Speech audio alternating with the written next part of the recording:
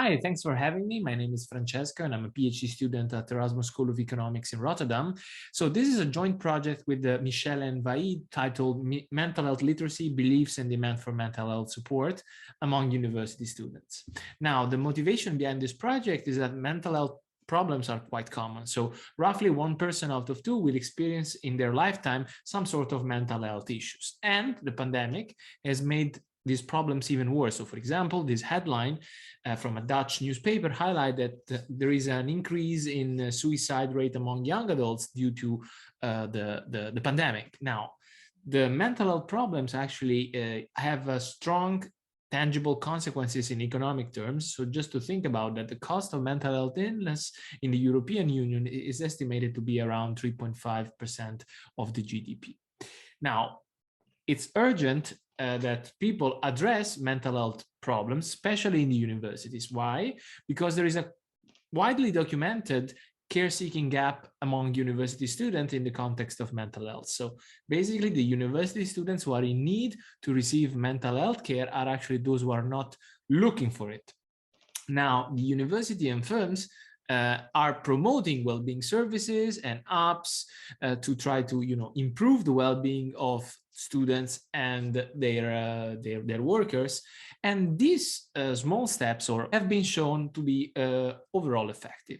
However, what we don't know anything about is what drives the demand for mental health support and whether we can increase it. Therefore, in this project, we study the effects of a mental health literacy intervention on care-seeking behavior of university students.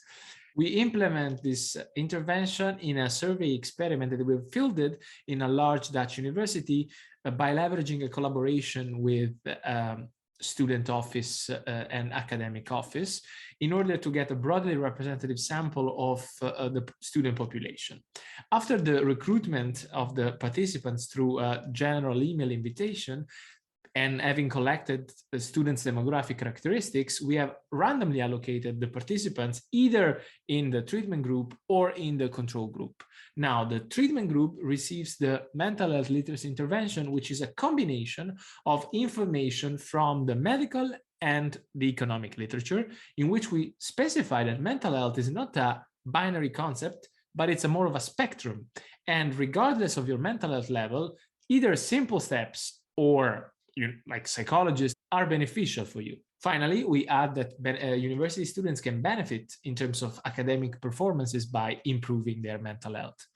After the intervention, we measure the demand for mental health support, which in our context gets two variables. One is the willingness to pay for 1 month online subscription of a mental health app, and we implement this willingness to pay elicitation by means of an incentivized BDM mechanism.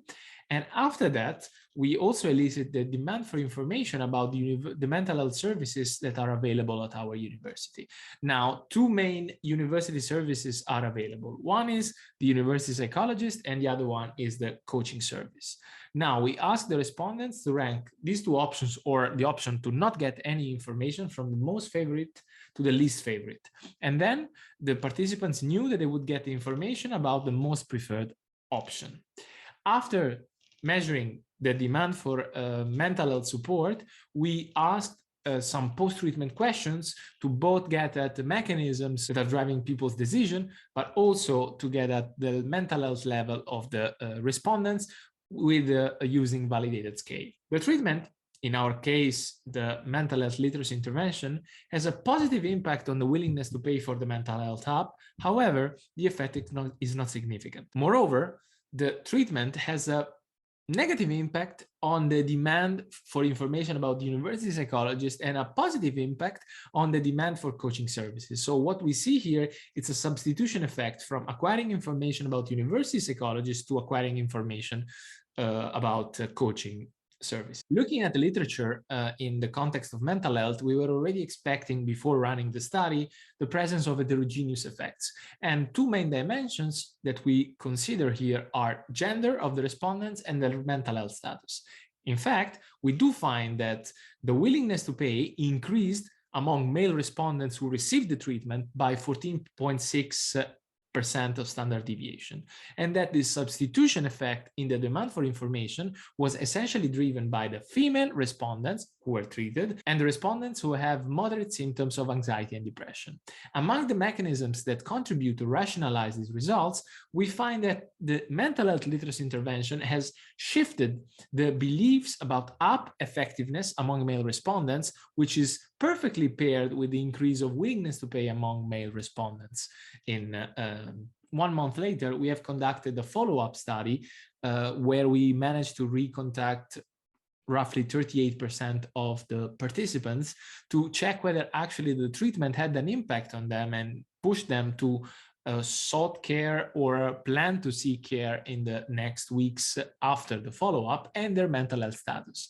We actually do find that the treatment has a large positive impact on the female demand for support outside the survey, although the effect because of the low power is not statistically significant. Moreover, we also find that the female respondents report a lower score of the PHQ-4, which is our index of mental health status. Therefore, female students who were treated were actually doing better after the follow-up. Now, to conclude, the mental health literacy intervention has increased demand for mental health support among male respondents.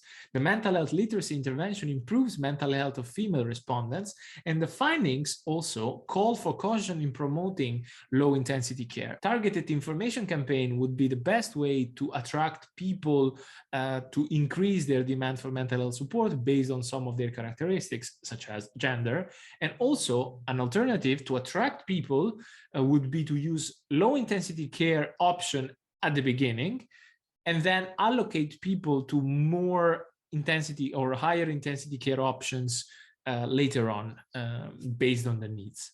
Thank you very much for your attention, and I'm willing to receive comments or any feedback from you. You can reach at my email here at the bottom.